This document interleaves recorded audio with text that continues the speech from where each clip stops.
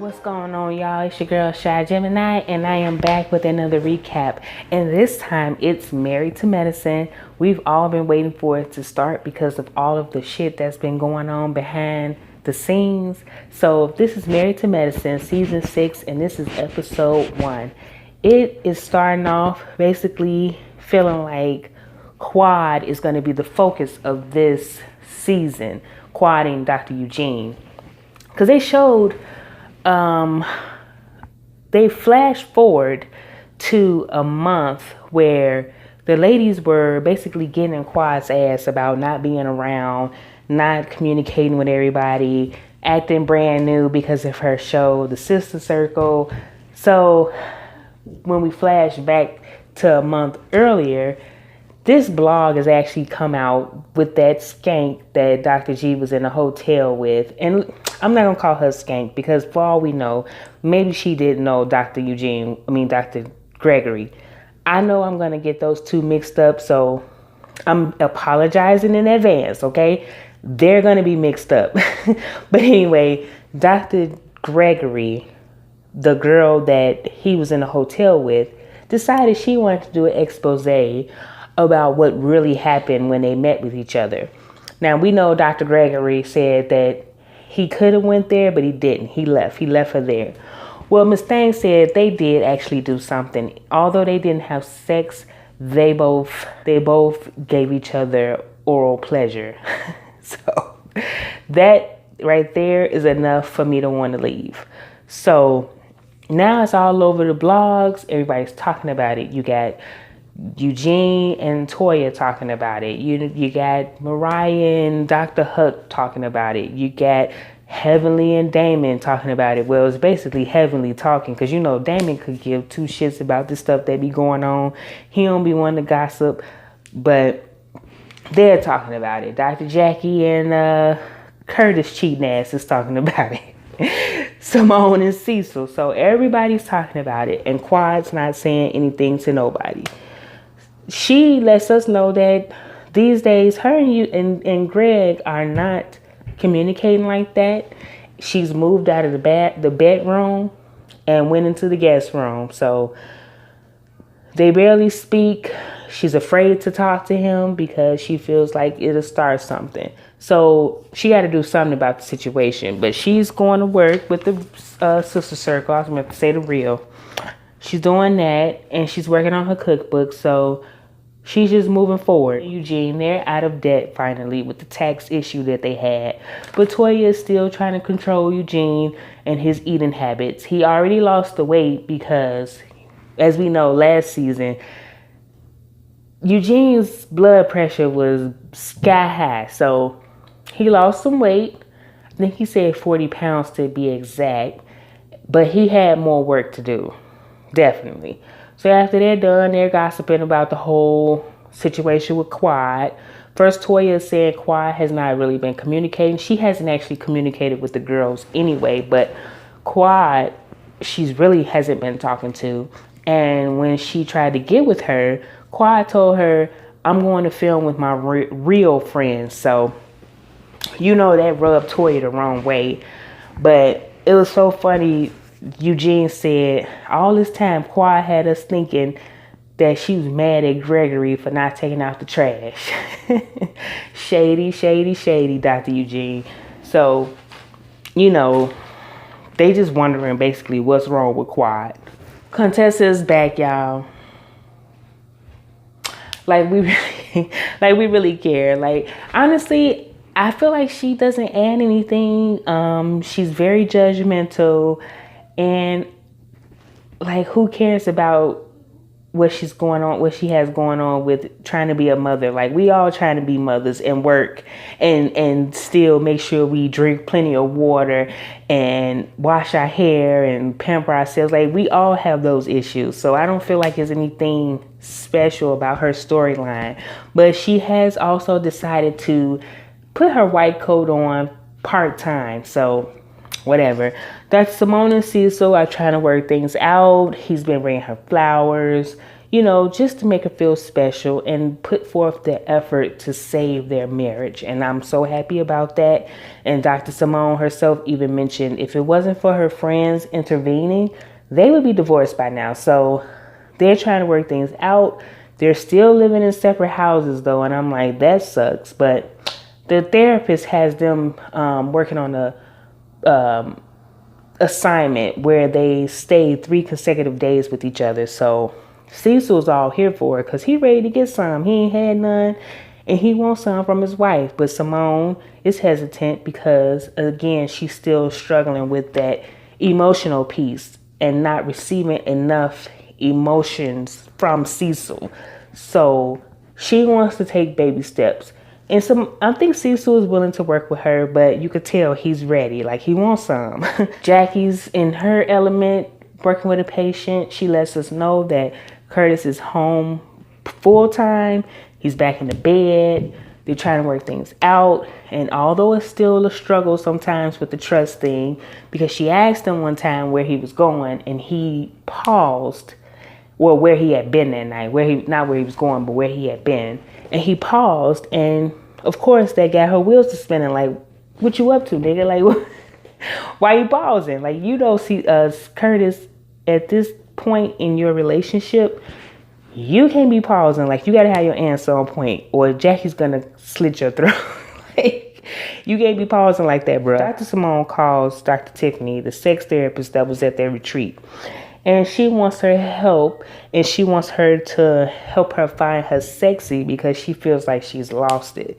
So Dr. Tiffany says she's willing to help, and if she wants to, we can make it into a girls thing where everybody get together and we have a little fun with it. And we'll even call it like a lace and leather party. So Simone is all here for it. Dr. Heavenly, I really hope you don't come on this season trying to get us to believe that you're on this spiritual journey and you're trying to be a better person. Because honestly, I feel like it's a bunch of hogwash. It's a bunch of caca. Like, you are here for the mess, and that's fine. Like, don't pretend to be something that you're not. If you really like to be messy and shady and throw shade at these ladies and be petty, then do that. Like, that's part of the reason why I feel like you're still on this show, because you do keep up some of the mess. But to get us to try to believe that you're on this spiritual journey and you're trying to be a better person, like, cut the bullshit. Like, we're not falling for that. Honestly, I don't want to hear it all season, to be honest. And she's saying, she feels like people think she's mean. And she asked Dr. Damon, does he think she mean? And he paused. But he know his wife is mean, but he tried to put it in a nice way. Like, oh, you're not mean. You just, you say what you mean, what you feel. And sometimes you say things and it can kick like a ninja. Like, you talk too much, Heavenly. Like, you do have a way with saying things and rubbing people the wrong way. So you need to work on that. So now she's jumping from having a spiritual counselor to just like an actual counselor. I'm not here for it. I'm not gonna lie. I'm not here for this fake, I'm on my spiritual journey. Mariah's getting ready for this lace and leather party, and Dr. Huck asks her about if she's worried about a confrontation with Heavenly. Basically, she's trying to start fresh. I'm like, yeah, let's see how this is gonna go with Mariah and the group starting fresh. So we're at the party, and Dr. Simone,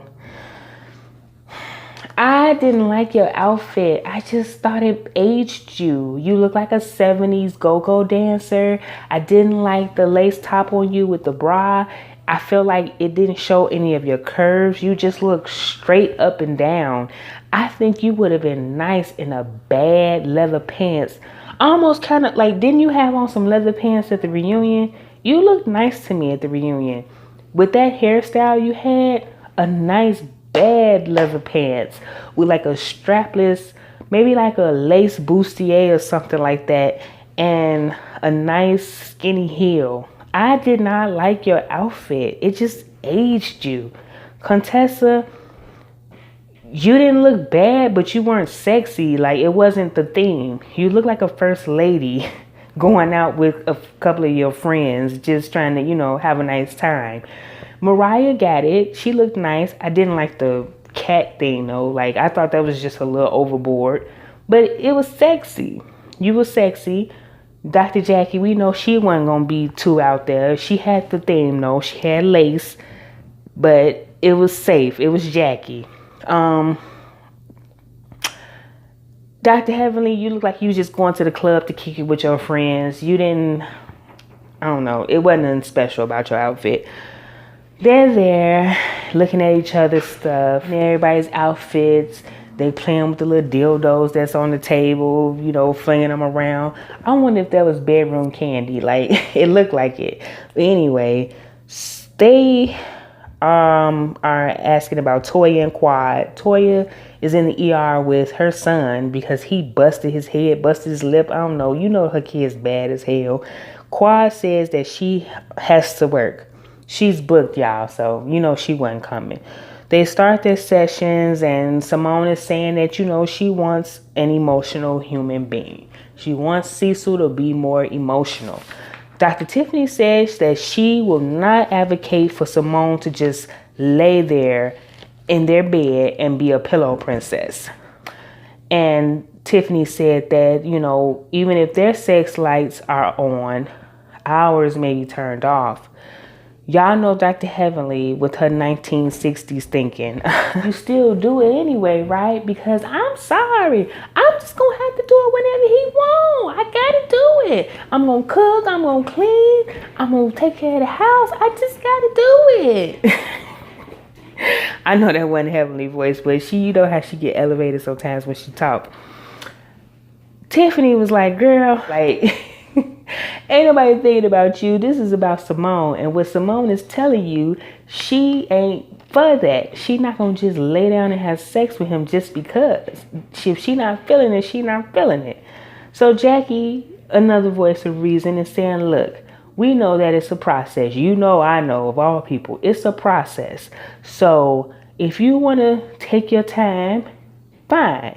And if you want to get your sexy back by yourself, that's fine also. So damn Heavenly and what she talking about, because she don't know nothing what she talking about. It works for her marriage, that's fine, but that don't work for Simone and Cecil. So here go Heavenly. She was gonna apologize to Mariah.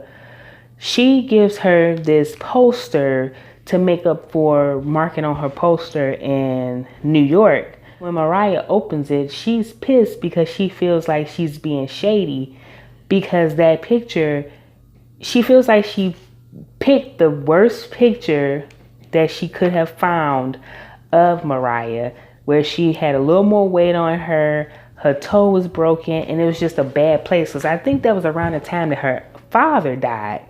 So she thought she was being shady. Honestly, I don't know if she's trying to be shady or not. It may be knowing Heavenly, because Heavenly tried to do it in a way where you really can't tell if she being shady or not.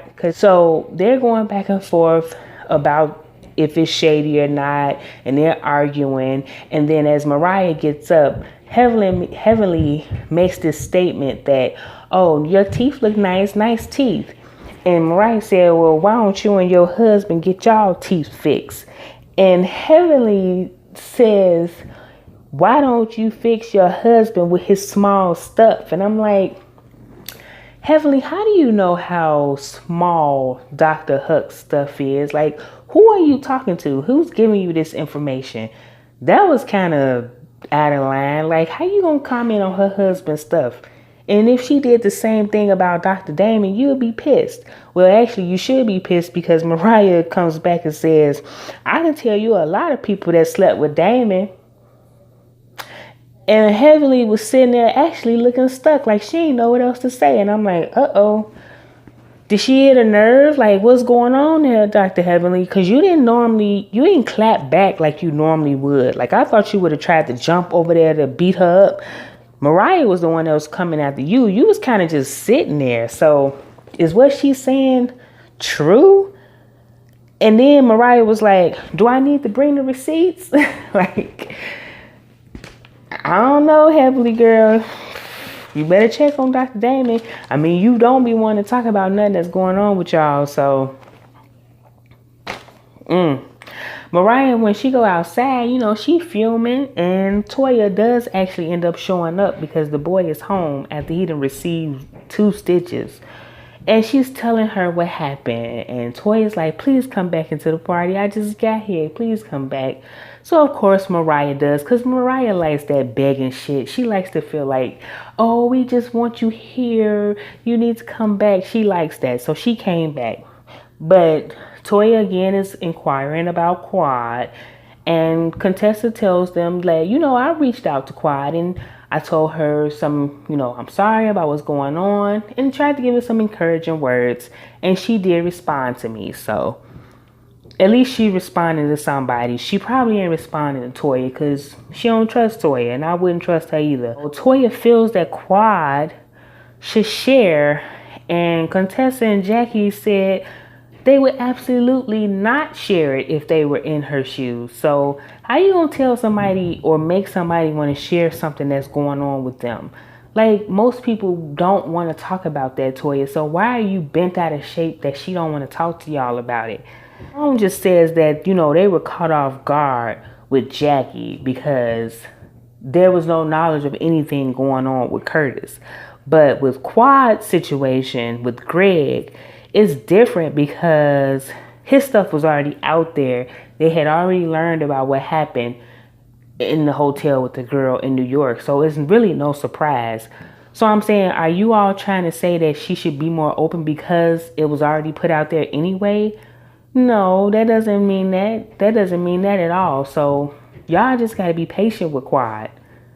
And Mariah, I'm surprised she actually told him, like, look, I know Quad. I've been knowing her for years. And Quad is just being protective for herself. Whatever. She just trying to protect herself during this situation. Y'all need to chill and not take it personal. So when Quad is back at home, this was so Mona Scott, like, she's in the mirror trying to reassure herself, you know, encourage herself. And she put in her confession that, you know, she don't want to talk to the ladies right now. You know, in this group, it can be difficult to be going through stuff and then try to carry relationships with them because sometimes there is drama. So she don't want to talk, and I totally get it. And that's how it ends.